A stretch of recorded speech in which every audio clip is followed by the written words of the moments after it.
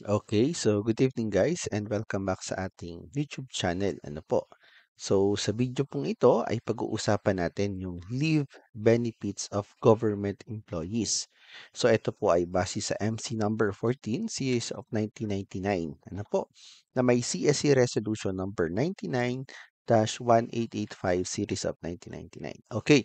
So ito po ay normally ay applicable po pagdating sa DepEd ay para po sa ating mga non-teaching at related teaching position. So yung mga related teaching positions po, ito po yung mga head teachers, mga ating EPS, PSDS, also po yung ating mga school heads. Ano po? So sila po ay related teaching positions. Makikita po natin yan sa DepEd Order number 7 series of 2023 kung ano-ano po yung mga positions na related sa teaching. Okay? So kung kayo po ay bago pa lang sa ating YouTube channel, so please click the subscribe button. Ano po? For more videos to come. So i-comment nyo lang po kung ano po yung mga questions nyo para po masagot po natin. Ano po? Or you can leave a message po sa ating email address. Ano po? Para po masagot po natin lahat. Okay? So let's start. Ayan. So, unahin po muna natin yung definition ng leave of absence or leave. So, it is a right granted to employees not to report for work with or without pay, as may be provided by law and as the rules prescribed in rule number 16 of Executive Order number 292.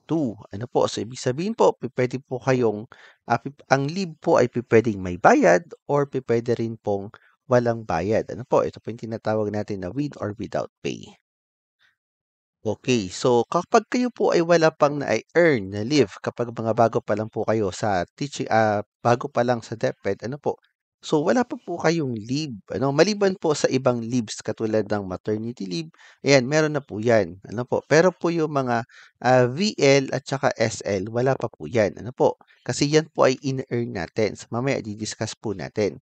Ano po, pero kung kayo po ay mga existing employee, mga nakailang months na, no, mga naka 2 months and more, yan. So meron na po kayong leave na tinatawag. So mamaya po di-discuss natin 1.5 per month po ang nai-earn natin at kung paano po ito ginagamit. So kapag kayo po ay may leave credits and then kayo po ay nag-leave, ano, nagkasakit, yan. So, i-charge po ito doon sa inyong tinatawag nating leave credits.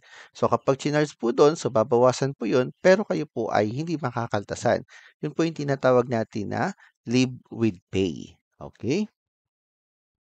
Ayan. So, ang sabi po dito, employees who render work during the prescribed hours are entitled to 15 days vacation leave or VL and 15 days sick leave credits annually. O, annually po yon. So, ang total po kapag 12 months po tayo nagtrabaho, so makaka-earn po tayo ng 15 BL, vacation leave, at 15 na sick leave. Ano po? So, or pwede rin pong monthly. Ito po yung computation monthly. So, 1.25 days ang may earn po natin na vacation at sick leave credits monthly. Ano po? So, kapag kayo po ay walang absent sa loob ng isang taon, so meron po kayong matitirang 15 BL and 15 SL sa loob po ng isang taon. Okay, so mamaya meron pa po 'yan, ano? So ayan, so dapat so alam niyo po 'yan, ano? Kaya sabi ko po kanina dapat at least nakapag-work muna kayo at least 1 month, no? So, and then the following month puwede na kayong mag-leave kung talagang kailangan. Pero as much as possible, ano po, 'wag po muna kayong mag-leave kasi mamaya marami 'yan, meron tayong tinatawag na monetization, puwede niyo siyang i-monetize. So later pag-usapan po natin. So, kanina po nabanggit ko meron tayong 15 days na sick leave at 15 days na vacation leave. So, ngayon po, pag-usapan po muna natin ano-ano ba yung mga types of leaves. Yan. So, katulad po kanina, mai-earn mo lang po yung total na 15 kapag po ikaw ay nakapagtrabaho sa loob ng isang taon or 12 months. So, ang sick leave, SL, 15 days granted on account of sickness or disability of the employees or any member of their family. Puwede po niyong gamitin ang inyong sick leave kung kayo po ay of course nagkasakit. Pangalawa, kung nagkasakit po ang inyong parents, brothers and sister or children or spouse, ano po, na kailangan po ng inyong tulong. Ano, puwede rin po mga kamag-anak na kayo po ay kakailanganin. So, puwede niyo po itong i-file. Kailan po ito fina-file? Ito po ay pina-file ang sick leave po ay pina-file after nyo po mag-leave, ano po, or pagbalik nyo po ng trabaho. Hindi po pina-file ang sick leave ahead of time. Ano po? Kasi ibig sabihin, alam mo na bang magkakasakit ka? So of course hindi. Kaya ang sick leave po ay pina-file after or pagpasok nyo po or pagbalik nyo po sa trabaho. Okay po, malinaw po ba 'yon? Ayan. Kung kayo naman po ay nag-leave or nag-sick leave, ano po, ng 5 days, ito po yung nakalagay sa ating Civil Service Code. Ano po, kung kayo po ay nag-sick leave ng 5 days, ito po ay kailanganin na po ng attachment na MedCert or medical certificate. Pero sa ibang divisions po, ano, so katulad sa amin, 3 days, ano, dapat po ay meron ng medical certificate. Ano po, kasi medyo mahaba na rin yung 3 days.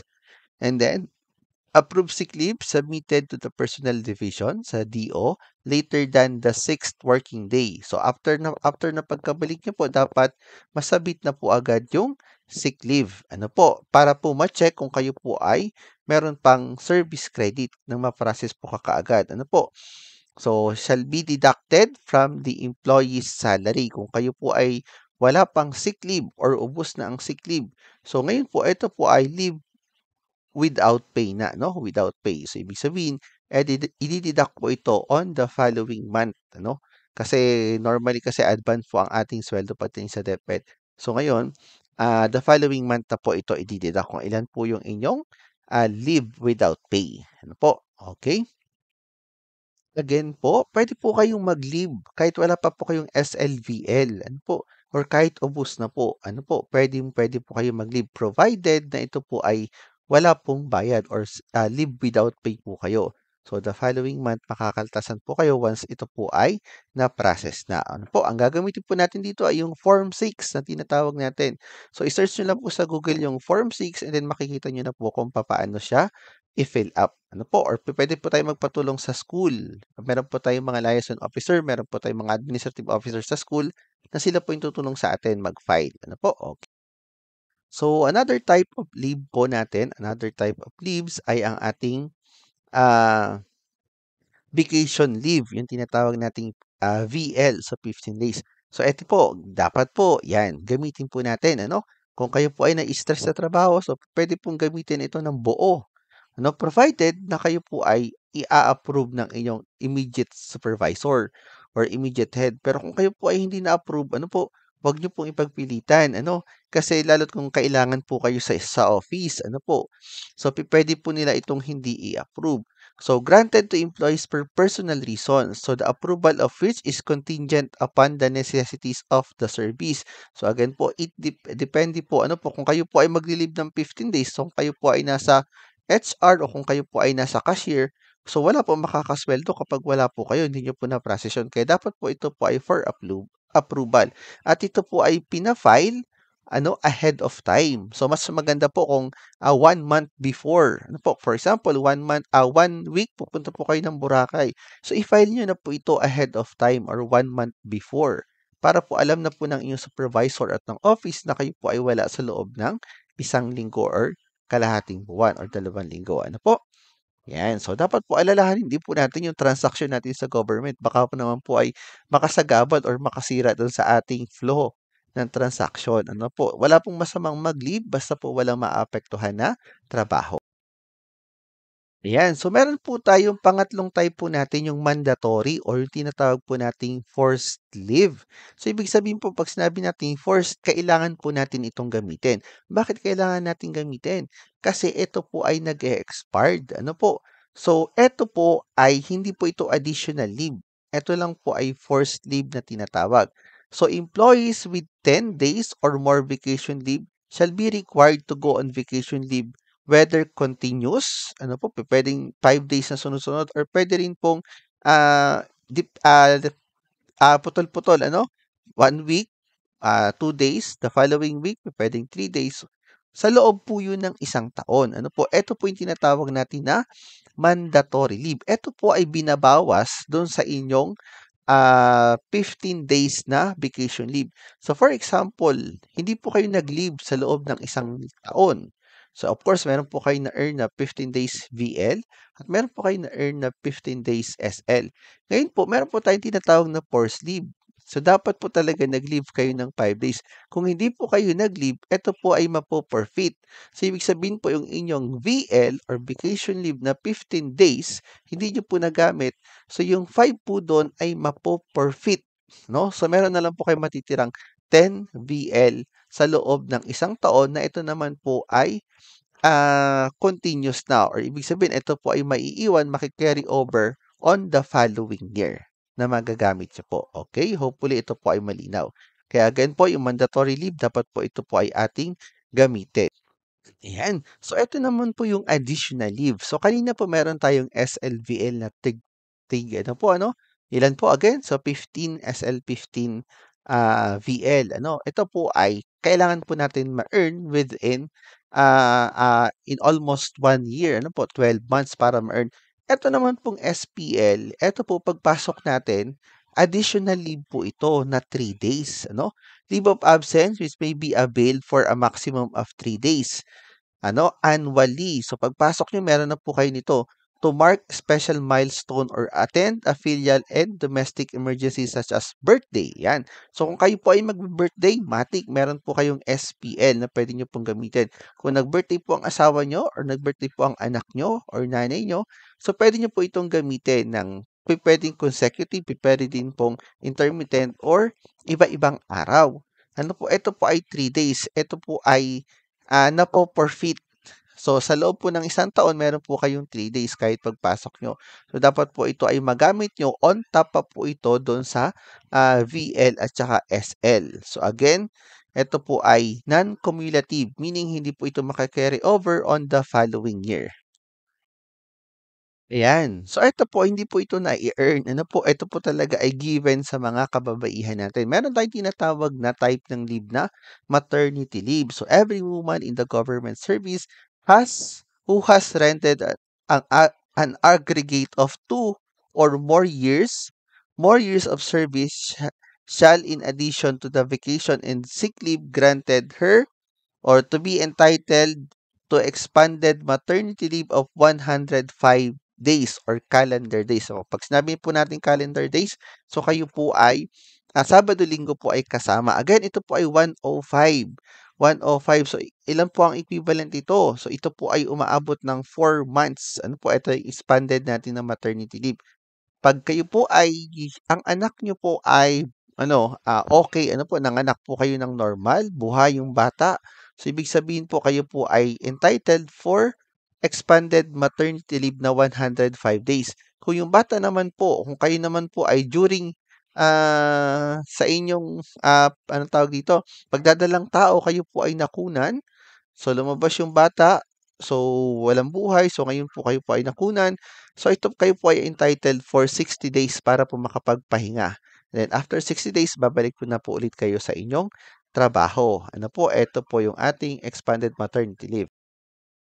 Ayan, kung may maternity leave, meron din po tayong paternity leave para sa mga tatay. Kung yung asawa niyo po ay nasa ibang agency, so kayo po ay puwedeng mag-avail pa rin or kung nasa DepEd, puwede rin po kayong mag-avail ng 7 days paternity leave. So, every married male employee is entitled to paternity leave of 7 days working for each of the first 4 deliveries. So, sa loob po yung 4 po nating first na anak, po, whether babae or lalaki yan, basta po, kayo po ay kasal ni Mrs., kayo po ay entitled sa paternity leave na 7 days.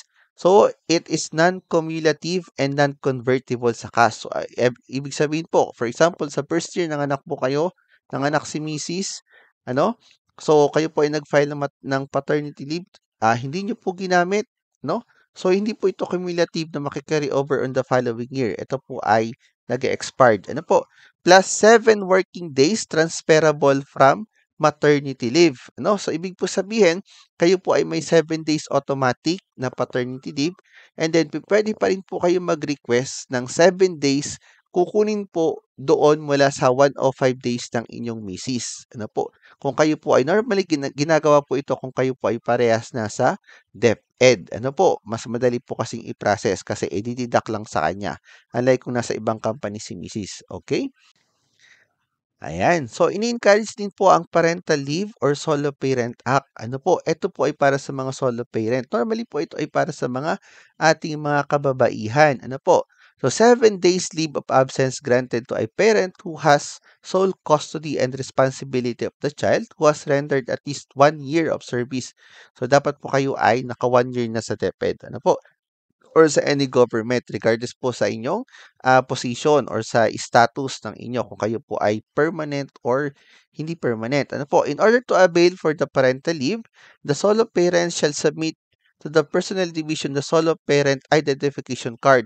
So ito po, para po ma-avail nyo to, kayo po dapat ay nakaregistered sa ating munisipyo na kayo po ay solo parents kasi may binibigay po may ibibigay po sa inyo na card na kayo po ay katunayan na solo parent. Ano po, ito po ay certification issued or validated by the DSWD. Ano po, ito po ay nangyayari or ibinibigay or nagpaparegister every January of every year. So, yun po, para po magamit mo yung 10 days or 7 days. Eto nakalagay po dito 7 days pero sa ang alam ko po ay 10 days na expanded na rin po ito na 10 days. Ano po? Para po sa ating mga solo parents. So every January po punta po kayo sa munisipyo or sa barangay kung saan po makaka-avail ng card or solo parent identification card. Okay. Yan. So, meron din po tayong tinatawag na rehabilitation leave. Ito naman po ay ginagrant sa mga employees na nagkaroon po ng disability on account of injuries. Ano po, or kayo po ay napasama, na-outbalance, nagkaroon ng bali, ng fracture, or na-accident. Ano po, ito po yung tinatawag natin na rehabilitation leave. So, ito po ay umaabot po ito ng or intermittent schedule or less than 6 months but not exceed or lalagpas sa 6 months. Ano po? Normally po ito ay depende po sa advice ng doktor. Kung ano po yung nakalagay sa medical certificate. So, ito po yung ginagrant. No? So, and their absences shall not be deducted from the sick leave and vacation leave credits. So, ito po ay with pay. Ano po? So, hindi po ito i-deduct again sa ating SL at saka sa VL. Pero again po, it depends po sa inyong division. Ano po, kung kayo po ay, depende po kasi ito kung ang bawat division naman po ay merong doctors. Ano po, meron po tayong mga doctors na naka-assign. So sila po yung mag-check nung kung totoong malala, or bibigay niyo po or sasabihin niyo po yung inyong medical certificate dun po, galing po dun sa inyong doctor, ano po, or sa nag-opera sa. Ayan. So, para naman po sa ating mga kababaihan or pupuwede rin sa may anak, so meron po tayong 10 days na leave, violence against women and their children, yung ating BAUSI Act of 2004. So, any woman employee in the government service regarded of employment, so status, whose child is a victim of violence and whose age is below 18 years old, ano, or above 18 but unable to care of oneself is entitled to avail of 10 days leave. Ano po? So it may be on a continuous or intermittent manner to cover days they must attend to medical and legal concerns. Ito po yung mga binubugbog ng asawa. Ano po? So sana naman ay wala. So bihira po itong case na to. Pero anyway, ano po kakailanganin po natin? Of course, ang matibay po na ebidensya, medical certificate at saka po yung reklamo, ano po, yung may tawag doon, yung sa barangay. Ano po, nakatunayan po kayo po ay nagsumbong sa barangay. Ano po, yung written report po ng ating barangay will be our supporting documents. Ayan. So, ito isa sa pinakaimportante po ito. So, meron din po ang mga non-teaching at saka teaching personnel po nito.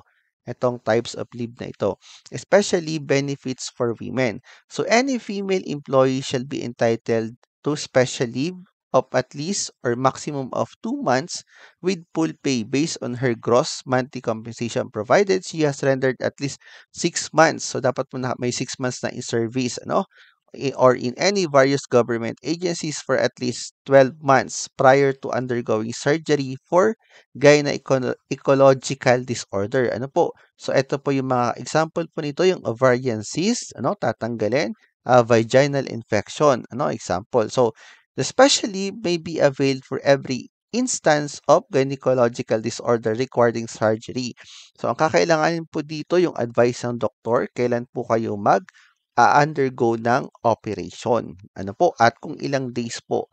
ang inyong kailangang pahinga. Nakalagay po ito or naka-indicate po ito sa medical certificate. So, yun po yung ating isa sa mga MOBs or requirement. Ayan. So, another type of leave. So, meron po tayong tinatawag na study leave. So, a time off from work not exceeding 6 months with pay for purpose of assisting qualified employees to prepare for their bar or board examination to complete their master's degree. Ano po, kung kayo po ay nagtitesis, so normally ito po ay para sa mga nagtitesis. Pero again po, depende ito sa inyong division office. Sa amin po kasi, meron po kasi mga tawag dito, meron po kasi mga scholar, ano po, normally ang isang binibigay ang ating mga offices. So, kung kayo po ay isa sa mga scholar, so for sure, ito po ay applicable sa inyo at maabil niyo po ito na kayo po ay, lalo kung kayo nagda-dissertation or nagtithesis writing, ano po, para sa masteral at saka doctoral. So, bihira lang naman po ito, ano po. Pero kung kayo po ay personal at hindi po kayo scholar ng DepEd, no po, so check nyo po sa inyong division kayo po ay papayagan ng with pay. Ano po? So normally kasi ito without pay. Ayan, meron din po tayong tinatawag na terminal leave. So it refers to the money value of the total accumulated leave credits of an employee based on the highest salary rate received prior to or upon retirement date voluntarily separation. So eto pong leave na ito ay depende po ano kung kayo po ay meron po kasi mga positions na yung terminal leave normally ay kung meron pong pondo ang inyong division, eto po ay yung instead na kayong leave nyo po ay gagamitin nyo, ay i-convert po sa cash. No? Normally, ito po ay one step higher ng salary grade. Pero kung ang advice po ng division nyo ay gamitin na lang, so ibig sabihin po, ako meron pa kayo natitirang 90 days ano, na service credit or leave credits. So gamitin nyo na lang po na yon. So ibig sabihin, hindi na po kayo papasok. Pero 90 days, sasahod pa rin po kayo. Ano? At sasahod po kayo ng hindi pumapasok. So that is the terminal leave. So, i-explain naman po ito ng inyong division kung inyo po ay gagamitin. Pero kung kayo po ay wala ng natitirang leave credits, so hindi nyo na po maaabil ang ating terminal leave. Again, ang terminal leave po ay para lang po ito sa mga magre-retired na po ano. So, or pwedeng yan prior to or upon retirement. Ano po? So, yan. So, yan po yung atin. So, kakausapin naman po kayo ng ating personnel sa ating division office. Ayan. So, ito po ay special leave natin na tinatawag, ano? Special emergency leave. So, dito po sa Montalban, ano, sa Rizal, normally kapag nabaha, ano, so meron pong nire-release na ang national government, normally naman, ang national government nagre-release ng statement kung saan po yung mga nabahaan.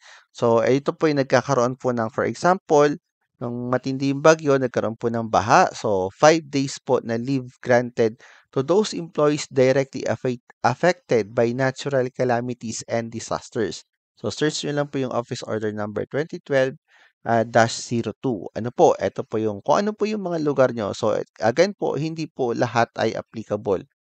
Kung alin lang po yung lugar na naapektuhan ng calamity. Ano? For example, sa bulkan, earthquake, and then typhoon, etc.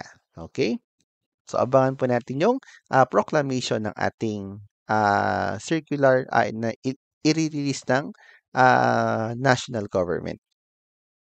Ayan. So, paano po again pag-apply ng leave? So, application for leave of absence except for emergency or sick leave shall be filed ano po in advance. So lahat po ng klase ng leave ay dapat po i-file ng advance maliban lang po sa sick leave.